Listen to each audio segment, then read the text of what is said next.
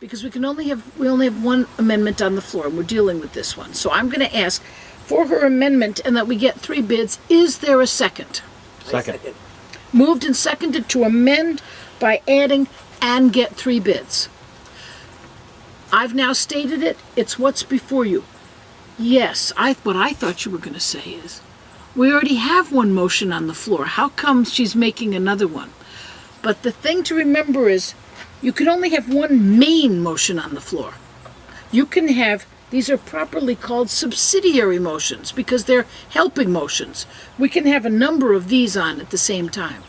But with our conversation now, and to get 3 bids, that's all we can talk about. So if I ask for discussion on the 3 bids and you said, well, I would like to make those blue spruce, I would say, hold that thought for a minute. All we're talking about now is 3 bids. Parliamentary procedure has many benefits. One of its best ones is that it focuses everybody talking about the same thing at the same time. So if you go to meetings when you come away and you say, well, it made me dizzy, we seem to talk about 27 things, but at the end I don't think we did anything. You need to have some parliamentary procedure. And people say, well, look at that big book. You know, I can't possibly learn all that. I can't do parliamentary procedure. All you really need to know is what's on this one sheet. And it means taking turns and doing things in order. And the advantage is that we're now not going to have any side conversations about anything. All we're going to talk about is, should we ask for 3 bids? Let's assume we have discussed it as long as we would like. All those in favor of amending by adding and search for 3 bids, say aye. Aye. Opposed, say no. The ayes have it, and now the motion before you, as amended, is to buy pine trees to line the parks and get 3 bids for the project. Sometimes people want to go and vote on that first motion about the pine trees in the parks. But no, you have to resolve the amendment to it first. So now we have a long amended motion for pine trees lining the parks. And I would return to you and say, did you wish to make an amendment? Yes, I'd like to amend by strike out pines and insert blue spruce. Thank you. What am I going to do now? Ask for a second. Ask for a second. Is there a second? Second. Moved and seconded to amend by striking out pines and inserting blue spruce. Is there any discussion? Now perhaps Jen is thinking, I don't think we should do all the parks. So you might advance that thought. I would say, hold that thought. Right now we're talking about kind of tree. We'll come back to you. So you see the chair just keeps guiding and the conversation stays right on task. Does it seem times like it's a lot of layers? Yes. But do people really understand what you're doing?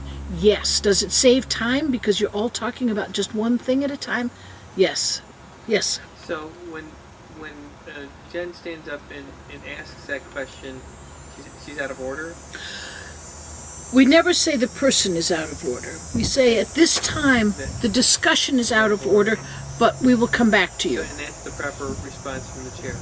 Yes. Okay. And in fact, that's a very good question because that's been a change in somewhat in the focus many, many years ago. And after all, they do a new edition of Roberts at least every 10 years. So I'm talking about a long time ago.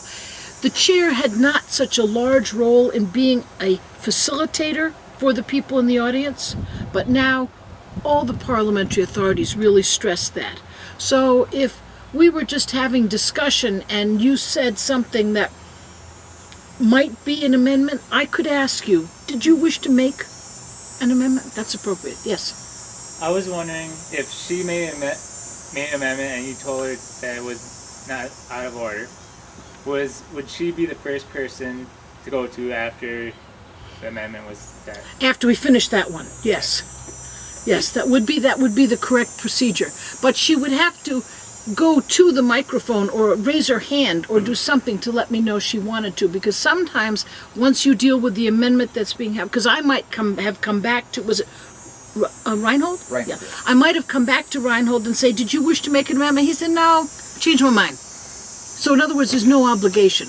So if we were in a large convention and he did not return to the microphone to seek it, I wouldn't pursue it. But in a group this size, I would ask. Even if she did another time? Like, she was first in another instance? Then I would call on her, yes. Well, I'm saying she would speak twice on the amendment. Oh, I see what you mean. Well, she hasn't spoken yet. I wouldn't, I see what you mean. Would I count that as her speaking on it? No. All right. No. Would the chair be so kind as to acknowledge that we'll hold that thought and we'll get back to it? Yes. But, as I say, it also depends upon the size. A group this size, you can do that.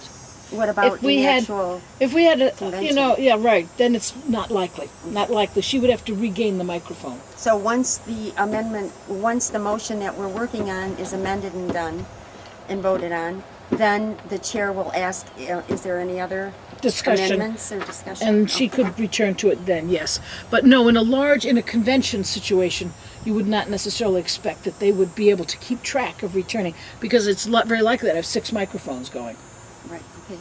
So let's deal with this, and we pretend we have discussed it. All those in favor of the amendment to strike pines and insert blue spruce, say aye. Aye. Those opposed, say no. No. The chair is in doubt. Now, there are 2 ways to deal with this. Now, I could not tell, but maybe you couldn't either. But let's say I said, the ayes have it, and the amendment is adopted. What'd you say, Joe? I object. Yes, actually, you're going to use a different word. Also on the back, do you see where it says, the 6th one down, division of the assembly, and it has an I? That is specifically for when you do not agree with the way the chair called the vote. That's exactly what that's for, and it's only for that. And is that the term I would use? Division. Just yell division. And you see it can interrupt, and you have to do it right away. Because if I go on to the next piece of business, it's done. The opportunity for division is finished. You can always reconsider, but the opportunity for division forces me to take the vote by rising. So the chair, now I did it that time myself. I said, the chair is in doubt, so I could ask you to rise. But when you say division, then on the call of one person, that means that I must take the vote by rising. So it's kind of dependent of, it's kind of dependent on how quickly he can go on or she can go on to the next. Well, yes, but I've never seen a situation where that was the issue, because you know right away, either you agree or you didn't agree. Now, sometimes it's where you're sitting, Sure. but still, it's worth it to take it over again. And I have commented in the past that sometimes it's used as a strategy, because in a voice vote, not necessarily does everyone vote. In a rising vote, everyone votes. And if you're in a caucus situation, maybe you didn't get the word that you were supposed to have voted yes on that, and you voted no, and you're not required to vote the same way, so you might change your vote. So sometimes I have seen situations where I know the chair called the vote correctly as it was heard, but in fact when the vote was retaken, it was different. So that's something So you to use it as a strategy. Well, sometimes I suspect that people do. I mean, I'm in the parliamentarian, so I can only observe. I don't know what the delegates are thinking or doing, but I certainly have actually seen it change the vote. But you can't call it if it's clear, and it's interesting your rules even talk about that. If it's really clear how it's come out, you can't call it. But if you have doubt. What if the ayes just bellow it out and the nays say, well, nay? I mean, You're absolutely right, and actually the other way is the way the sound is, because if you heard when I took all those in favor say aye, aye is a lighter word. All those opposed say no. I got a lot of no. I mean, no on its own makes more noise. So you're entirely correct.